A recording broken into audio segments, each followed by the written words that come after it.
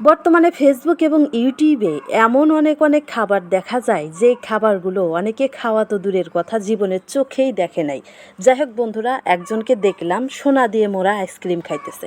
অর্থাৎ একটা আইসক্রিম বানানো হয়েছে যে আইসক্রিমের চারপাশে সোনা দিয়ে বাঁধানো। এখন সে করতেছে কি, সে আইসক্রিমটা মজা করে খাইতেছে। এখন আপনারা একটু বলেন তো, সে যখন পায়খানা করবে, পায়খানায় যখন এই সোনাটা বের হবে, তখন কি সে এই সোনাটা নিবে নাকি ফেলে দিবে? আমি তো তা বুঝতে পারতেছি না, আপনারা একটু জানায়েন তো। যাই হোক, এই যুগে যার ধন আছে তার মন নাই, যার মন আছে যার টাকা পয়সা ধন সম্পদ কিছুই নাই, সে চিন্তা করতেছে আমার যদি টাকা পয়সা থাকতো তাহলে আমি ধনী গরিব সবাইকে একাধারে সাহায্য করতাম। যার সাহায্যের দরকার তাকেই সাহায্য করতাম, টাকা দিতাম, বাড়ি দিতাম, গাড়ি দিতাম, সবই দিতাম, মানুষের কোনো চাওয়া অপূর্ণ রাখতাম না। অন্যদিকে যার টাকা পয়সা আছে সে খালি চিন্তা করতেছে কিভাবে টাকা আকাশে উড়ানো যায়, কিভাবে আমি এই টাকাটা ব্যয় করলে আমার মনে আমি একটু মানসিক শান্তি পাই। অর্থাৎ সে যেরকমভাবে পারতেছে টাকা উড়াইয়া দিতেছে। যেরকম বললাম যে সোনা দিয়ে মোরা আইসক্রিম খাইতেছে। আচ্ছা, যে জিনিস হজম হয় না সে জিনিস খাই, এরকম তো না যে আমি সোনার আইসক্রিম খাইলাম, সোনার আইসক্রিম খাইতেই থাকলাম, এক সময় এই সোনা আমার পেটের ভিতরে জড়ো হতে হতে পেটের ভিতরে একটা বড় সোনার পাহাড় হয়ে গেল। আমি এক সময় পেট কাইটে সেই সোনার পাহাড় বের করলাম এবং অনেক বড় লোক হয়ে গেলাম। বড় লোক ছিলাম তার থেকেও বড় লোক। যাই হোক, এমনটা তো আর হবে না। আপনি সোনা খান আর মোনা খান, আপনার পেট থেকে কিন্তু বের হয়েই যাবে।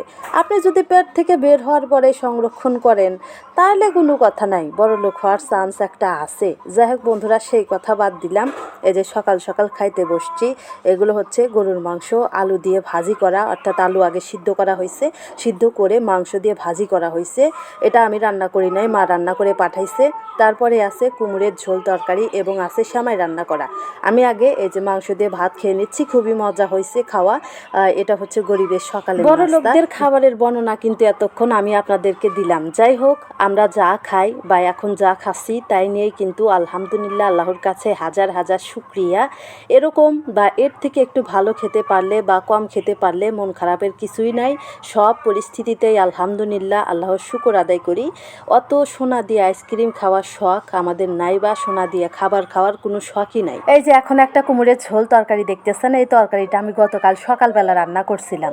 এখন আবার পরের দিন সকাল হয়েছে। গতকাল এই তরকারিটা আমি মাছ দিয়ে রান্না করছি, কিন্তু এখন কিন্তু এই তরকারিতে মাছ নাই। কেন নাই জানেন? কারণ কালকে যে মাছ দিয়ে আমি তরকারিটা রান্না করছিলাম, ওই তরকারির ভিতরে যে আমি মাছগুলো দিছিলাম, সকালে খাইছি, দুপুরে খাইছি, রাতে খাইছি। আজকে সকালবেলা এই মাছটা আর নাই, শেষ হয়ে গেছে। অনেক বড় লোক যারা আছে তারা কিন্তু এই তরকারিটা এতক্ষণে ফেলে দিত, তারা কিন্তু এই তরকারিটা খাইতো না, কিন্তু আমি এখন এই তরকারিটা খাইতেছি। কারণ খাবারের প্রতি অনেক শ্রদ্ধা আছে, ভক্তি আছে। খাবার একবেলা না খাইলে কেমন লাগে আমরা জানি, আমরা বুঝি, তাই কিন্তু আমরা খাবার নষ্ট করি না। অনেকেই আছে যারা ছোটোবেলা থেকে একদম ধনী বিত্তশালী পরিবারে বড় হয়েছে, খাবারের অভাব কী জিনিস এটা জানে না, তাই তারা খাবার অপচয় করে এবং নতুন নতুন খাবার আবিষ্কার করে। সোনার বার্গার, সোনার পিৎজা, সোনার আইসক্রিম, ওরে বাপ রে বাপ। যাই হোক বন্ধুরা, আমার খাওয়া কিন্তু প্রায় শেষের মধ্যে। এখন আমি সেমাইটা খাবো, মা রান্না করে পাঠাইছে। আলহামদুলিল্লাহ খুব ভালোভাবে আজকে সকালের খাবার শেষ করলাম। এখন সেমাইটা খেয়ে দেখবো কেমন হয়েছে, মায়ের হাতে সেমাই অবশ্যই ভালো হবে। তার আগে একটা কথা, যদি ভিডিওটা আপনাদের কাছে ভালো লেগে থাকে দয়া করে লাইক কমেন্ট শেয়ার করে দিবেন, আর আমার এই ছোট্ট চ্যানেলটাকে সাবস্ক্রাইব করে দিবেন। আর যারা পেজ থেকে দেখলেন অবশ্যই আমার এই ছোট্ট পেজটাকে ফলো দিয়ে দিবেন। যাই হোক বন্ধুরা, ভাত খাওয়া শেষ করে এই যে আমি একটু সেমাই নিয়ে নিচ্ছি। দেখে মনে হচ্ছে খুবই ভালো লাগবে, তার উপরে আবার মা রান্না করেছে, আসলে খেতে খুবই মজা লাগবে। যাই হোক, বিসমিল্লাহ বলে আমি একটু মুখে দিলাম।